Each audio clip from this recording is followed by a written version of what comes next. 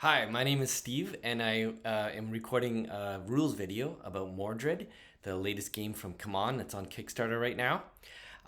So why am I doing this? Well, this is my first video that I'm recording as a game's how to play rule book, and I also am doing this for the fun of it. I think this game looks really cool. I really can't wait to play it. I have about I don't know 300 games in my collection. I'm very well versed with many modern board games on the board game market, and I hope that other people don't miss their chance to back this game. Yeah, I think I just really want to see it do well. I hope that more stretch goals are unlocked and that sort of goodness. So, since there's no rules video that's really out there, there is a playthrough by Dice Towers. I thought I would take some time to go through it myself. Okay, so here you can see this is the front image of the rule book. It's actually the most of the art is done by Adrian Smith, who is just a wonder man, wonder boy from the board game world. He's done a lot of Games Workshop's illustrations, a lot of CMON games. Here he is holding one of his illustrated books. He did Hate for CMON, as well as Conan for Monolith Games. There's the cover of the book of the box. Wow, what amazing stuff he makes! So he's just a real prodigy, a real genius. I think everyone loves Adrian Smith's art. It's just so awesome, especially the fantasy for me. I just think he just makes amazing fantasy stuff. Here's one of the images for Blood Rage that he did. He did all the work for Blood Rage, which is very similar in a lot of ways to Mordred. Has a similar feel and look. But the game mechanisms and gameplay are very different, and that's what I wanted to show you guys today. Okay, here are the 4 factions that we'll be playing. Obviously, more art by Adrian Smith.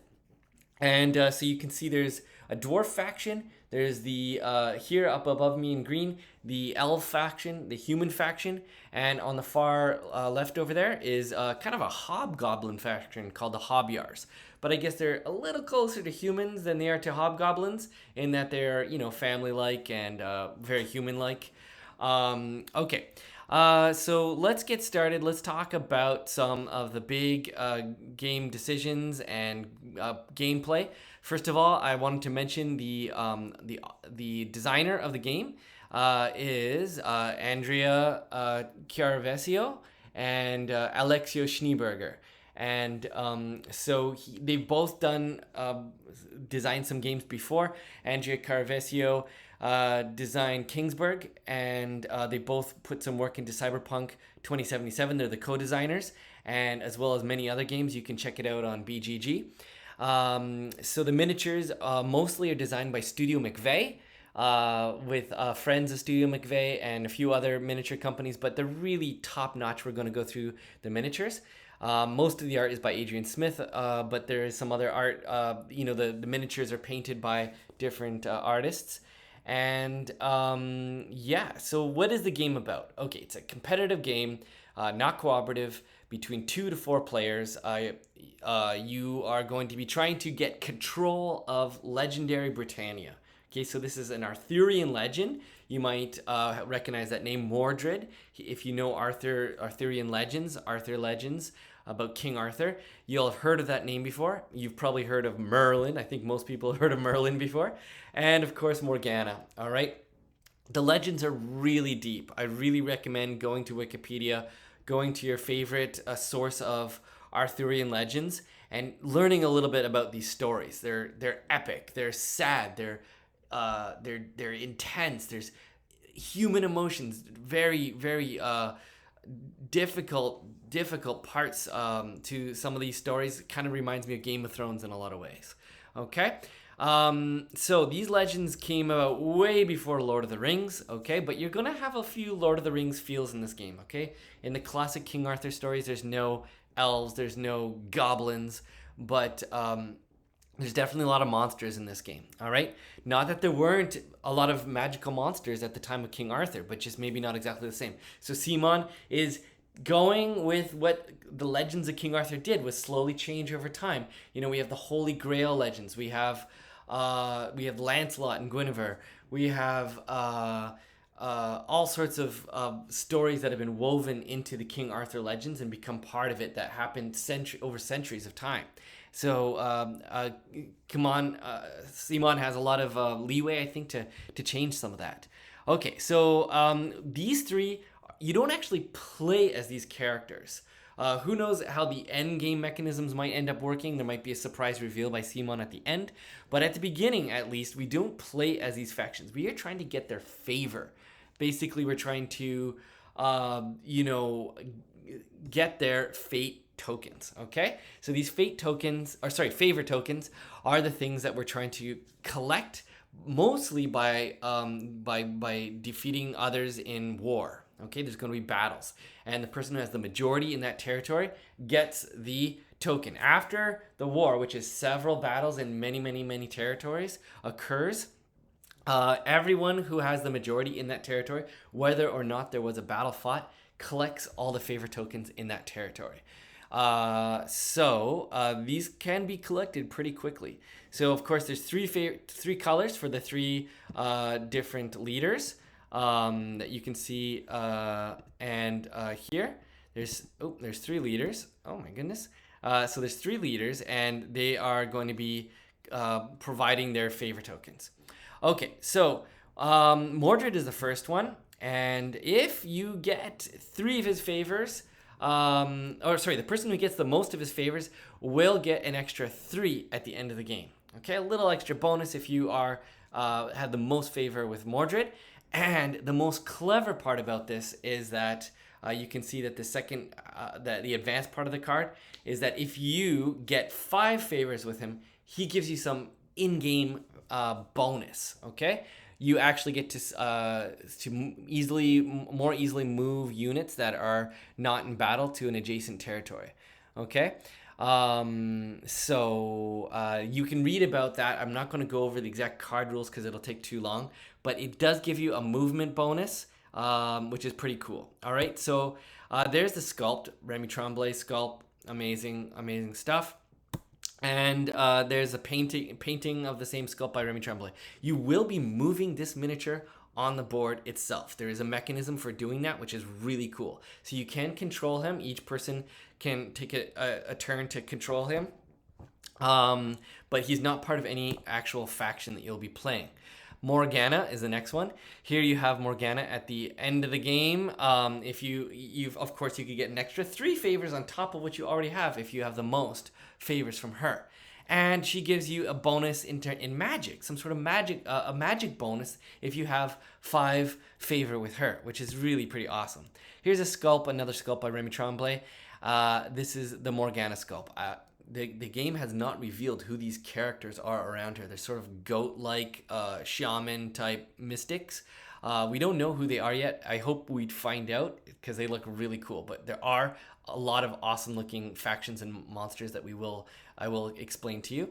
So there they are, painted by Robert Carlson. And this is the third one, the third leader, Merlin. Merlin is going to give you, if you have 5, as soon as you get those 5 favors with him, which if you lose 1 and go down to 4, you will lose his bonus. But if you have all 5, you'll get that bonus, which is to add. It's basically a mustering bonus to be able to recruit more easily. Okay? That will stay with you to the end of the game. You can use it multiple times, that bonus, as long as you maintain at least 5 favor tokens with Merlin. Here's his sculpt, so awesome. And on the campaign page of CMON's Kickstarter for Mordred, you can see how the sculptor did this sculpt. He goes into detail. There's a whole update about that. Really amazing work. There's even a hidden Easter egg in his cloak. His cloak is actually made of leaves. All right, so this is following some of the legend of Merlin. He's an older man here. He's not the young Merlin that you might be used to. This is near the end of his life, and so we're near the end of the King Arthur story. And so where's King Arthur? This is an Arthurian legend. Where is the guy? Wow, this brings us into the core plot of our game.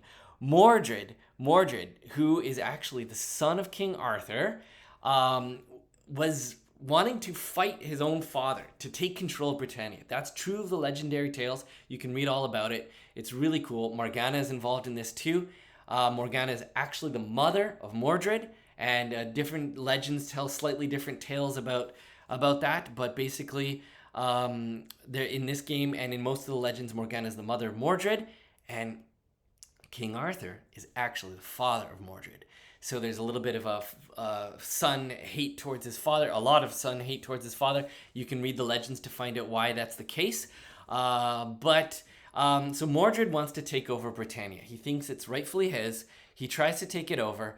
He goes to the Fey kingdom, which is probably Avalon. I'm guessing it might be Avalon, but the Fey land is he somehow casts a spell. Maybe with Morgana's help, he goes to the Fey realm. He finds some factions that want to take down Arthur, but he doesn't know how to bring them back to Britannia. He finds a spell. He casts the spell, and it's a total disaster, a big mistake. At this point, Britannia is merged with the Lost Realms of the Fey realms, and it makes a new place, which is kind of half Fey world, half Britannia, half real world, where there are monsters. They are combined, and it's a new realm. Okay, Mordred doesn't know how to undo it. The game doesn't tell us how it's done, but basically, King Arthur is the key here. We need King Arthur to undo this spell, but no one knows where he is. Some of his knights are also lost, and as of right now, CMON has not released the faction or the expansion that's going to tell us more about King Arthur and the Last Knights. Most people believe it's still coming. Okay, so that sets up our game. So basically, there's a fight for dominance. All three leaders want to dominate this new Britannia where magic and chaos has entered it, monsters, and they also want to dominate this new realm, which is called the Lost Lands. And so factions are vying for their favor. They're clawing for this favor, fighting, as well as getting slight bonuses from the leaders to be the one who has the most favor with the leaders for some epic showdown that's going to happen right at the end, basically right when the game ends, to have the most favor tokens. That's how you win, okay? So the game is won by having the most favor tokens. You can see them again here. And compared to the cards, you can see they're about that size. So the red ones for Morgana, the blue ones for Merlin, and the yellow ones for Mordred. Okay, so you're trying to get those. That's how you win the game. All right, so you get to play as a faction, like I said, one of these four, as well as there's been 4 more factions revealed as an expansion that you can get. Another set of elves, another set of dwarves, some fawns, and I forget the 4th one, but you can take a look on the Kickstarter to find out what that 4th one is. So let's take a look here. So High Elves, this is the first faction in the base game. Here's what their sculpts look like. Just amazing. Look at those sculpts. I love them. They're beautiful. You have a chief who is the boss. You have the 3 mystics, and you have 9 warriors. This is your limit of how many you can actually bring onto the board when you're recruiting and mustering troops to the board. And of course, there's a limit to only 4 units per territory. So you could basically have like your chief, 2 mystics, and 1 warrior, or your chief, 1 mystic, and 2 warriors, right? So if your chief moves out of there, then you could have 2 warriors, 2 mystics, that sort of thing. All right, so that's a hard limit. The only way you can get around that is by moving your chief. He's the one who's doing the recruiting to another spot. I'll explain how the movement and the recruiting and the magic works in this game. Those are the 3 actions that you can take on your turn. Okay, you can march, that means to move. You can muster, which means to recruit, and you can do magic, which means to cast one of your magic spells. So the combat cards are used for battles, which I'll explain how that's going to work a little later. The spell cards, you're going to use those when you do the magic action. And there's your action discs. Okay, those discs are going to go in those little slots here. You can see on the right side, on the left side of the board here. The faction tracker, I'll explain what it does. That's going to be how you keep track of time. Doing these actions takes time, and you have to be smart about your time. And you can even manage to actually do more than 1 action in a row, depending on how much time it takes you to do your actions, which I'll explain in a moment. That has to do with something called the chaos dial. So let's first take a look at the human faction. The human faction has, that's your chief in the middle. That's one of your warriors, the woman over there on the far end. And this bear-looking thing is not actually a person in a bear suit.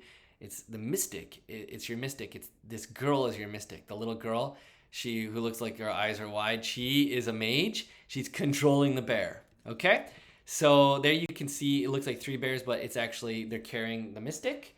And in the mystic's little arms, you can see a little surprise. She's holding a stuffed teddy bear, and the stuffed teddy bear is holding another little thing, maybe another bear or another girl. So it's some sort of voodoo doll type thing. Okay, there's the 9 warriors. Again, same number of warriors, same number of mystics, and a chief. Amazing sculpts, right? So awesome. Okay, let's check it out here. Here we have the faction that we're talking about. For the humans, same sort of thing, exact same number of combat cards and spell cards. By the way, the combat cards are split in half. You can see there's a top blue half and a bottom green half. So when battles are fought, the warriors will do, and the chief will do the top half of the card. For each unit each unit in the battle, which would be 4, because there's a maximum 4 per territory, gets to possibly use a unit if you want. You can choose to use cards or not. So cards are your way of doing defense and attacks and other things. So you would play 4 cards, or 3 or 2 or 1 if you had 4 people. If you only had 1 unit in that territory, you could only play 1 card. Okay, so mystics will always do the bottom half of the card. Chiefs and warriors will do the top half of the card. Okay. All right. So let's take a look here. The Hobyar faction. So chief is in the middle. Warrior is the woman on the far left, and this very old-looking woman is the mystic. She's the one doing magic. Okay. By the way, these are asymmetrical factions. So the combat cards are different for each faction. They play very differently. The spells are very different, including some permanent spells that will last for the entire game. So we're going to go over spells a little bit, some of the details. And then the chiefs themselves will have something on the combat card which makes them different from other factions. When they do the warrior top half of the combat card, it's going to be different. Okay. So the combat cards are totally different. The spell cards are very different, are extremely different from the other factions, although there will be some similarities. Okay, so here we have the Hobbyards. What an amazing faction. They look so awesome. So they are very family-like. Okay, the elves like to do magic. The humans, they kind of do a little bit of everything. These guys do a lot of mustering. The dwarves do a lot of defense. So that's kind of one way that they are different. The elves might want to be just 1 elf per, they do better if there's just 1 elf in each territory. Whereas the Hobbyards, they have ways of really replacing themselves and just they come and they have a lot of endurance for travel, right? So they can march easier. Okay. So, here we go. This is the combat cards, spell cards, action discs, all right, and of course the faction tracker to keep track of time. Okay, so the underground dwarfs are the 4th one. They have a lot of defense capabilities. Really cool faction. Look at those blue caps. Okay, so there's the chief. There's the mystics. Such awesome sculpts. Really, really got to hand it to CMON. These sculpts are so awesome. Let's take a look here. We have their combat cards, their spell cards, such beautiful, beautiful cards. I mean, I love the illustrations. I love the graphic design. Everything's ace, A+.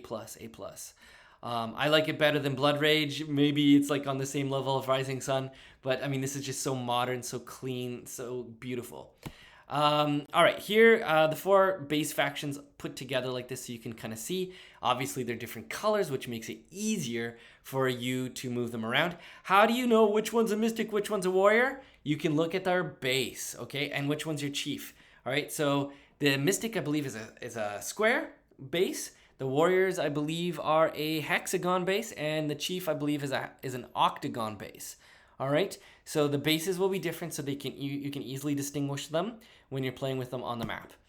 let's go to our leaders. Okay, back to our leaders, because obviously, what's the point of the game? To win. How do you win? By having the most favor at the end. Okay? So let's talk about the leaders a little bit more. Oh yeah, well, let's talk about the end of the game.